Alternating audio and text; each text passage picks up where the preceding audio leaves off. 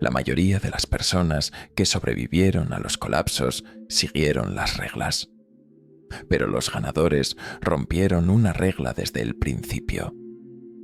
Es la regla oculta de la estabilidad nominal, que fue diseñada por los hombres poderosos de la élite a lo largo de la historia para asegurar que el juego estuviera amañado en contra de quienes ahorran.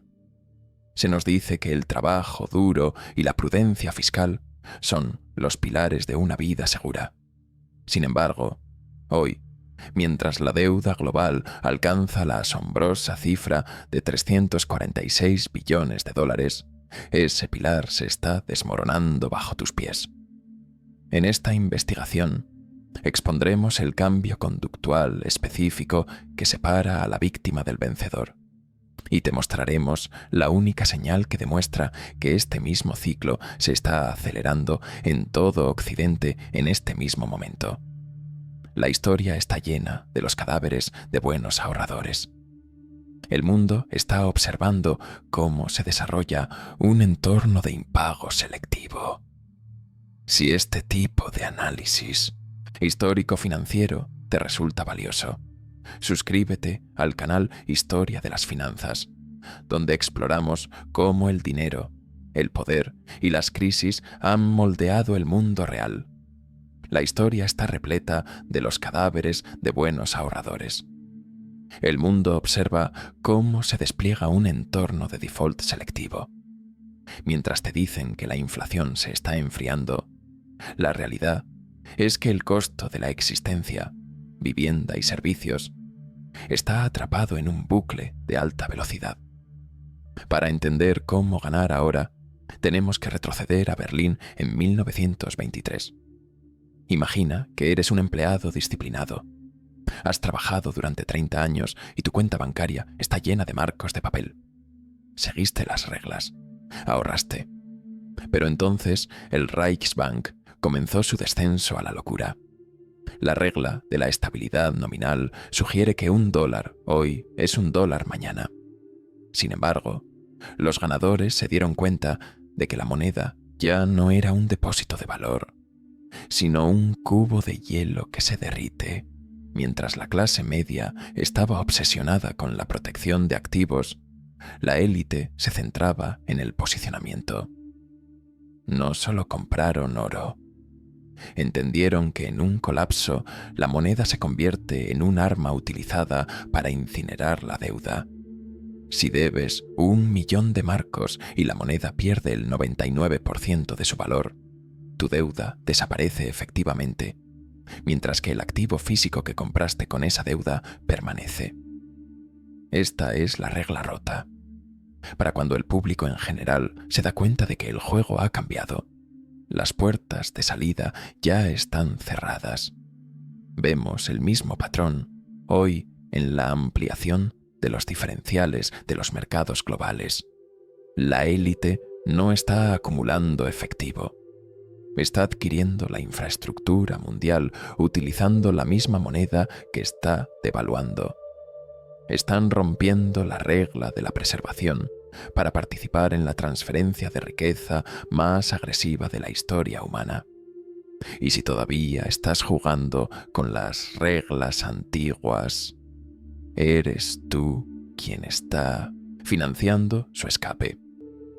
Para comprender verdaderamente la mecánica del rey de la inflación, debemos mirar a Hugo Stinnes no como un empresario, sino como un depredador de la certeza matemática.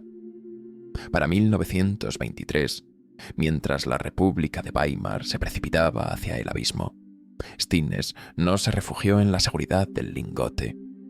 En su lugar, emprendió una expansión masiva y de alto riesgo que lo llevó a tomar el control de aproximadamente 4.500 empresas y 3.000 plantas manufactureras.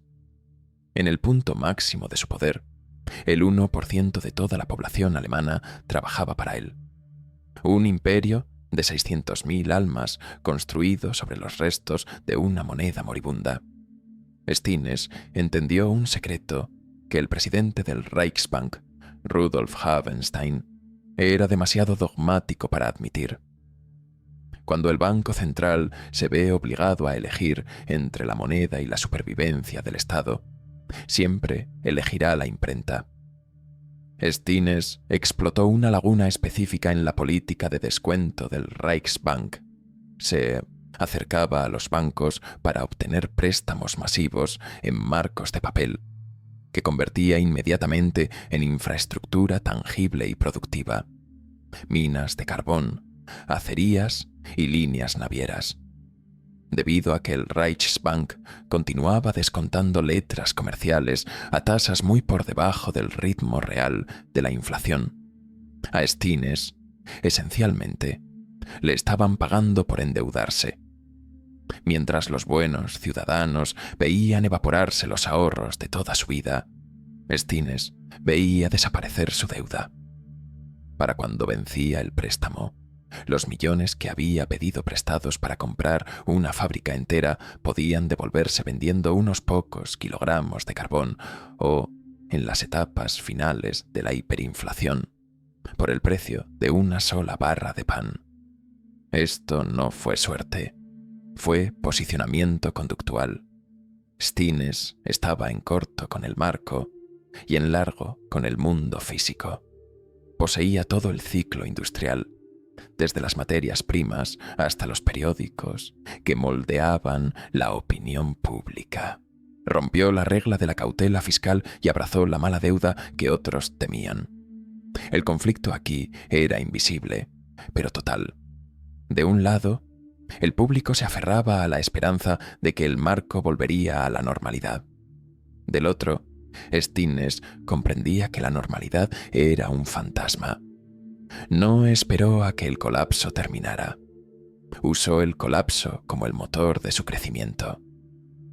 Como vemos hoy con corporaciones que mantienen billones en deuda a tipo fijo mientras los activos se inflan, la estrategia de Stiennes no ha desaparecido. Simplemente se ha ampliado a un escenario global. Mientras la clase media se aferraba al buen dinero de sus padres, la élite estaba ocupada construyendo un agujero negro para los ahorradores y una escalera dorada para sí misma. Este es el bucle de arbitraje deuda-activo, un mecanismo de transferencia de riqueza tan eficiente que parece una ley de la naturaleza. En la década de 1920, lo correcto era pagar tus deudas y mantener tus ahorros en el banco. Pero cuando las imprentas del Reichsbank comenzaron a zumbar con un ritmo frenético y desesperado, esa moralidad se convirtió en una sentencia de muerte. El ahorrador estaba, esencialmente, prestando su poder adquisitivo al gobierno a una tasa de interés real negativa. El depredador, sin embargo, hacía exactamente lo contrario. El bucle funciona con una lógica simple y brutal. Pedir prestado el dinero malo, que pierde valor, para capturar los activos duros que no se pueden imprimir. Cuando Hugo Stiennes pedía un préstamo, no observaba la tasa de interés de forma aislada. Observaba la velocidad de la descomposición de la moneda. Si el marco perdía el 10% de su valor cada semana, una tasa de interés anual del 5% no era un costo, era un subsidio. Acumulaba mala deuda como si fuera un tesoro, usándola para apoderarse de la infraestructura misma de la nación. Comprendía que, aunque una moneda puede caer a cero, una mina de carbón o una línea ferroviaria siempre tiene un precio. En la siguiente moneda, vemos la misma historia desarrollarse en cada gran colapso del último siglo. La mayoría de las personas están atrapadas por el ancla psicológica del precio. Esperan a que el precio del pan vuelva a bajar a un nivel que les parezca razonable. Pero la élite ya ha abandonado el concepto de precio. Se centran en el posicionamiento. Reconocen que en un sistema saturado de deuda, la moneda es simplemente un vehículo de entrega para los activos subyacentes. Hoy, mientras la deuda global supera los 346 billones de dólares, el bucle se está cerrando nuevamente. Las grandes instituciones no están sentadas sobre efectivo. Están asegurando décadas de deuda a tipo fijo para comprar la vivienda, la energía y los sistemas alimentarios de los que dependes. Están rompiendo la regla de la estabilidad nominal para garantizar que cuando llegue el reajuste, ellos posean el mundo y tú poseas la deuda que usaron para comprarlo. Mientras Hugo Stinnes fue un maestro de la era industrial, el colapso de la Unión Soviética en 1991 dio origen a una nueva raza de depredador, el volteador de activos. El 14 de agosto de 1992, el decreto presidencial número 914 lanzó lo que se promocionó como la mayor venta del siglo. A cada ciudadano ruso, desde los bebés hasta los ancianos, se le otorgó un vale de privatización con un valor nominal de 10.000 rublos. En ese momento, Anatoly Chubais, el arquitecto del plan, se presentó ante las cámaras e hizo una promesa que se volvería legendaria por su audacia. Afirmó que un solo vale pronto valdría 2 automóviles Volga. Fue una obra maestra de anclaje emocional, diseñada para hacer creer al público que finalmente se estaban convirtiendo en propietarios del vasto corazón industrial de la nación. La realidad, sin embargo, fue un ejercicio brutal de guerra psicológica. La propiedad estatal sujeta a privatización estaba valorada en 1,4 billones de rublos. Pero a medida que la hiperinflación se afianzaba, el valor de ese papel de 10.000 rublos comenzó a evaporarse incluso antes de que la tinta se secara. Para cuando se completó la distribución, un vale que se suponía que compraría 2 coches se intercambiaba en el metro de Moscú por una botella de vodka o unos pocos trozos de carne de cerdo. Lo correcto, según las reglas de la transición, era esperar para invertir en un fondo mutuo o resistir hasta la prosperidad prometida. Pero los ganadores, hombres como Roman Abramovich y Boris Berezovsky, no esperaron. Entendieron que las masas estaban desesperadas por liquidez inmediata. Desplegaron equipos de consolidadores en las provincias armados con bolsas de gimnasio llenas de efectivo negro. Mientras el ciudadano promedio veía un pedazo de papel sin valor, el iniciado veía las llaves de Norilsk Nickel, Gazprom y los vastos campos petroleros siberianos. Compraron estos vales por tan solo entre 7 y 12 dólares cada uno, moviéndolos a través de anillos concéntricos, de intermediarios, hasta que llegaban al centro de la bolsa de vales de Moscú. En este entorno, el precio de mercado era una ilusión.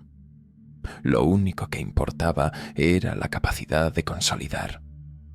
Al romper la regla de la paciencia y explotar el agotamiento psicológico extremo de la población, un puñado de hombres jóvenes capturó la herencia industrial de una superpotencia por el precio de una bicicleta usada. No solo estaban comprando activos, estaban comprando el derecho a dictar el futuro, mientras los ahorradores se quedaban sosteniendo nada más que el recuerdo de una mentira. En 1995, el caótico volteo de vales de principios de los años 90 evolucionó hacia algo mucho más clínico y definitivo. Este fue el año del esquema de préstamos por acciones, un atraco financiero tan descarado que redefinió la relación entre el Estado y la élite. El gobierno ruso estaba efectivamente en bancarrota, perdiendo efectivo para financiar una guerra brutal en Chechenia, y desesperado por asegurar la reelección del presidente Boris Yeltsin frente a un partido comunista en ascenso. Lo correcto para el Estado habría sido buscar ayuda internacional o imponer una transparencia radical. En su lugar, un grupo de 7 banqueros conocidos como los Semibankirshina propuso un pacto faustiano. prestarían al gobierno los aproximadamente 800 millones de dólares que necesitaba para mantenerse a flote, utilizando los activos industriales más valiosos de la nación, las joyas de la corona, como garantía. Los ganadores de este juego, hombres como Vladimir Potanin y Mikhail Jodorkovsky, no solo participaron en las subastas, las dirigieron. El 17 de noviembre de 1995 tuvo lugar la subasta por una participación del 51% en Norilsk Nickel, el mayor productor mundial de paladio. El propio banco de Potanin, Onexim, fue el subastador. Como era de esperar, Onexim también fue el ganador, asegurando la participación por apenas 170,1 millones, solo un poco por encima del precio de reserva. Una oferta rival que ofrecía casi el doble fue descalificada por un tecnicismo. Esto no era un mercado, era una ejecución del interés público. El patrón se repitió con precisión quirúrgica en todo el sector energético. Menatep Bank de Jodorkovsky adquirió una participación del 45% en el gigante petrolero Yukos por 159 millones de dólares, mientras que Boris Berezovsky y un joven Roman Abramovich capturaron Sibneft por 1.300 millones de dólares el 28 de diciembre. El gobierno, según lo planeado, incumplió estos préstamos en septiembre de 1996, lo que permitió a los banqueros quedarse con la garantía. Mientras la comunidad global observaba, miles de millones de dólares en riqueza futura de recursos se transfirieron a un puñado de individuos por el precio de unas pocas semanas de nómina gubernamental. Rompieron la regla de la competencia. Al darse cuenta de que en un sistema en colapso, quien controla la subasta siempre gana el premio. El público se quedó con la deuda, mientras los iniciados se convertían en los amos del mundo físico. Un escenario que vemos repetirse hoy, a medida que los bancos centrales y las grandes instituciones financieras coordinan silenciosamente la reestructuración de las obligaciones soberanas globales. Mientras los oligarcas rusos desmantelaban un imperio con bolsas de gimnasio llenas de efectivo, un atraco más refinado y rítmico se estaba perfeccionando en el hemisferio sur. En Argentina, los ganadores no solo sobreviven a la inflación, la montan. La llaman la bicicleta financiera, y es quizás la máquina de extracción de riqueza más elegante jamás concebida por un entorno regulatorio corrupto. Para el ciudadano promedio, el cepo o control cambiario era una jaula que le impedía proteger su salario. Pero para los iniciados argentinos, era una fricción generadora de beneficios. Entendieron que cuando un gobierno intenta fijar el precio de $1 en 1.451 pesos, mientras que el precio de la calle, el dólar blue, grita 1.425, se crea un vacío de valor. Y donde hay un vacío, hay un ganador listo para llenarlo. La bicicleta funciona en un ciclo hipnótico de arbitraje tipo carry trade. Incluso a finales de 2025, después del histórico levantamiento de los controles de capital en abril, la élite continúa haciendo girar las ruedas. La estrategia es simple pero letal. Introducen dólares duros en el país.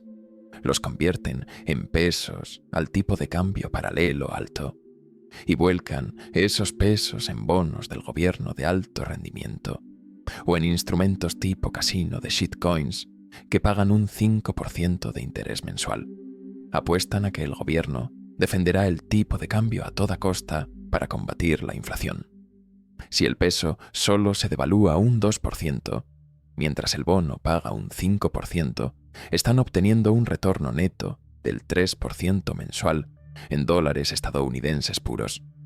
Esto es una pirámide financiera del mundo real estimada en un volumen asombroso de entre 40.000 y 80.000 millones de dólares.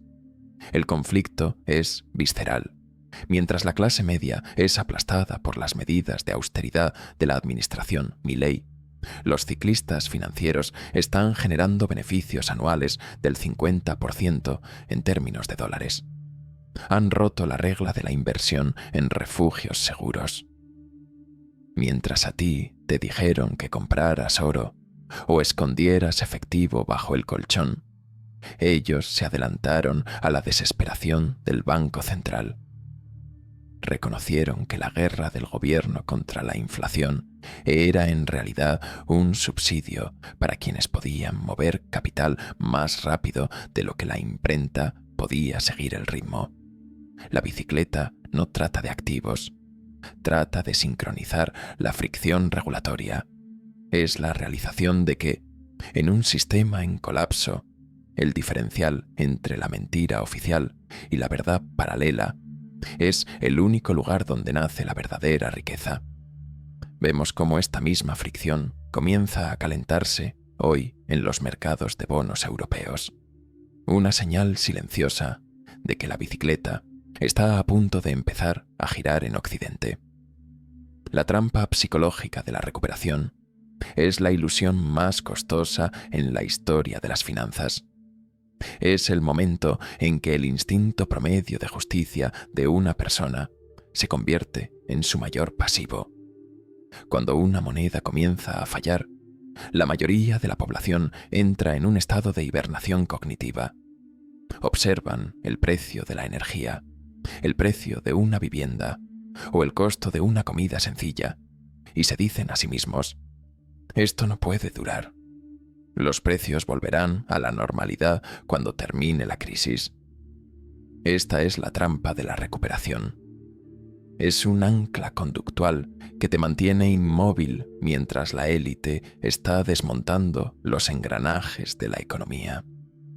Los ganadores de los colapsos monetarios no esperan un retorno a la normalidad. Se dan cuenta de que la normalidad era solo un acuerdo temporal que ahora ha sido cancelado. La élite entiende que, en un entorno inflacionario de alta velocidad, la moneda no solo pierde valor, cambia su naturaleza. Deja de ser un depósito de valor y se convierte en una papa caliente. Mientras tú esperas que el costo de vida baje, los iniciados están reposicionando toda su vida alrededor del nuevo suelo. Reconocen que los 346 billones de dólares de deuda global no pueden pagarse con el poder adquisitivo actual. Solo pueden inflarse hasta desaparecer. Por lo tanto, esperar precios más bajos es matemáticamente equivalente a esperar que el gobierno se declare voluntariamente en bancarrota. Eso no sucederá. Esta trampa psicológica es donde ocurre la transferencia de riqueza más significativa. Para cuando el público acepta el nuevo suelo de precios más alto, la élite ya ha utilizado su deuda devaluada para asegurar los activos a las tasas antiguas. En la República de Weimar, las personas que esperaron a que el marco se estabilizara antes de comprar propiedades terminaron como inquilinos perpetuos en edificios propiedad de los reyes de la inflación. En la era postsoviética, quienes conservaron sus vales esperando el automóvil Volga terminaron con una botella de licor barato mientras los oligarcas se quedaban con los campos petroleros. El conflicto está entre tu memoria de lo que las cosas deberían costar y la realidad de lo que realmente cuestan.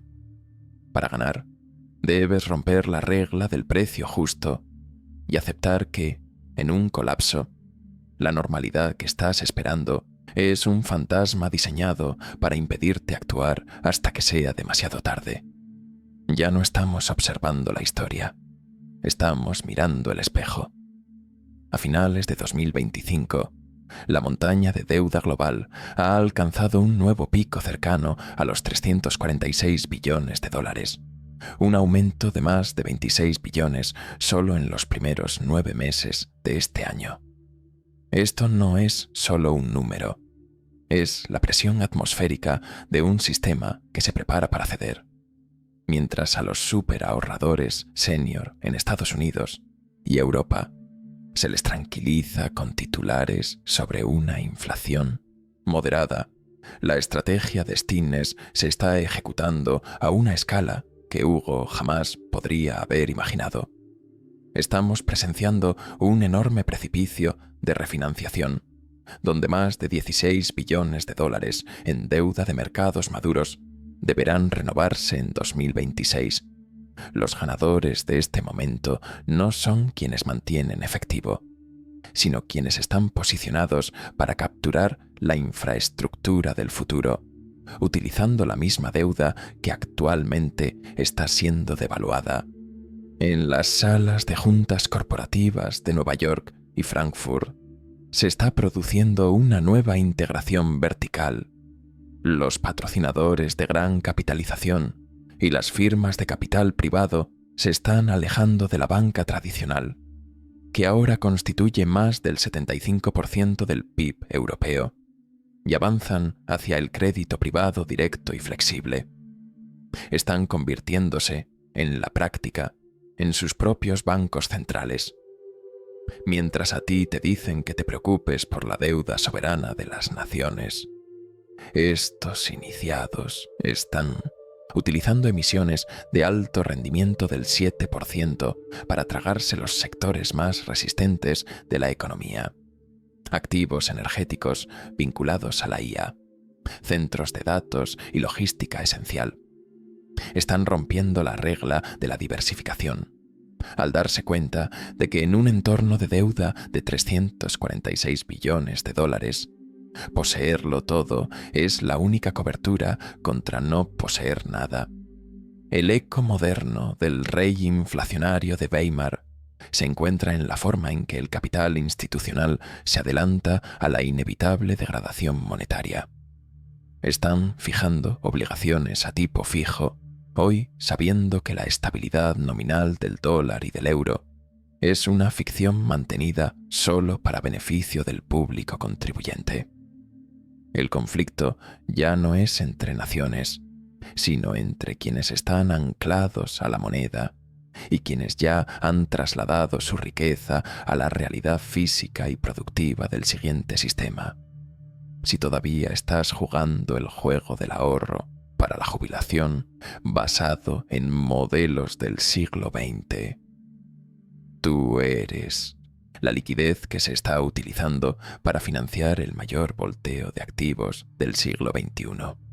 La encarnación moderna de la estrategia Stinnes ya no es un fenómeno localizado de una sola república fallida. Es una maniobra global institucionalizada. En este mismo momento, gigantes del capital privado y fondos soberanos están ejecutando una integración vertical silenciosa de la economía mundial. Están utilizando una forma específica de deuda permanente para adelantarse a lo que anticipan será la devaluación a largo plazo de las principales monedas de reserva del mundo. Mientras a la persona promedio se le anima a buscar una cuenta de ahorros de alto rendimiento, que apenas mantiene el ritmo de las cifras oficiales de inflación, la élite está fijando bonos corporativos a 30 años al 4% o 5% para adquirir activos con utilidad en el mundo real, redes energéticas, derechos de agua y enormes carteras de viviendas unifamiliares. No están simplemente invirtiendo en el sentido tradicional. Están participando en un arbitraje calculado de la propia moneda. Esta es la estrategia Stinnes escalada a la realidad de 2026. Estas firmas reconocen que la regla de la estabilidad nominal es un espejismo diseñado para evitar que el público cuestione la montaña de deuda de 346 billones de dólares.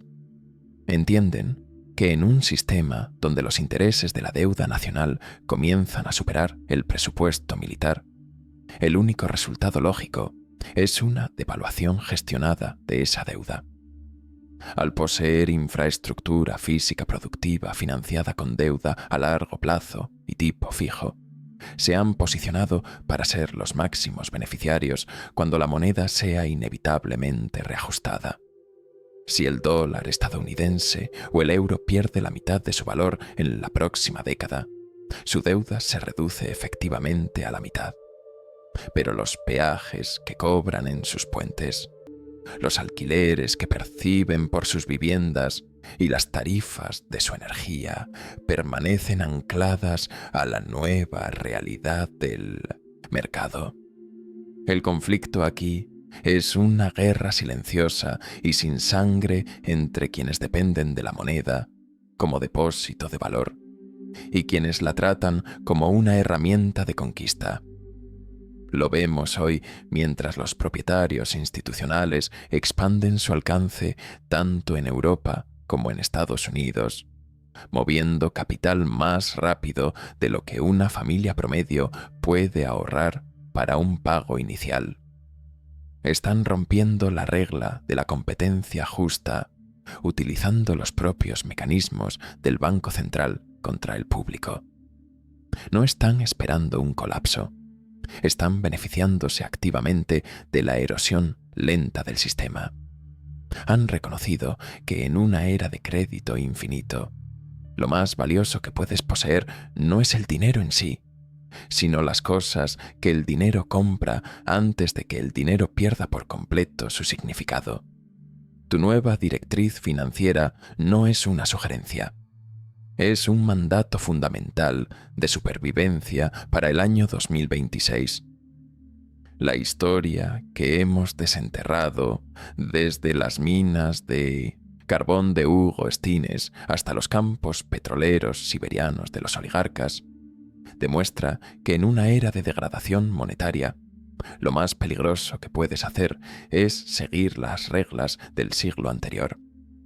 Hemos superado la era de la simple preservación de activos, la estrategia super senior del pasado que dependía de la estabilidad de un 401k o de una cuenta de ahorros estándar, está siendo desmantelada sistemáticamente por una realidad de deuda global de 346 billones de dólares. Para ser claros, esto no es asesoramiento financiero, ni es una recomendación para comprar o vender ningún activo específico.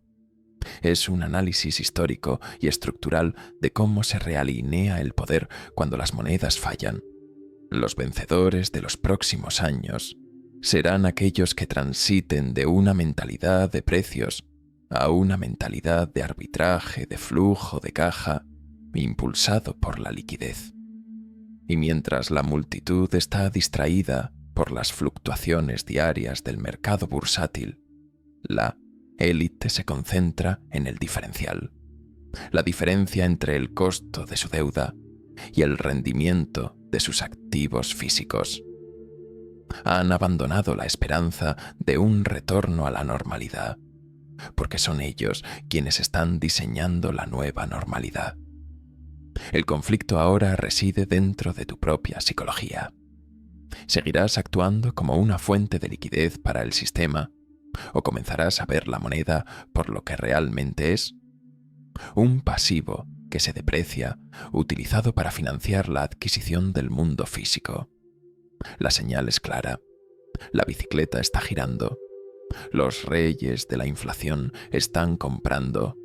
Y la trampa de la recuperación está tendida para quienes esperan. Estamos al borde de un cambio definitivo que separará a las víctimas de los amos de la próxima epopeya financiera.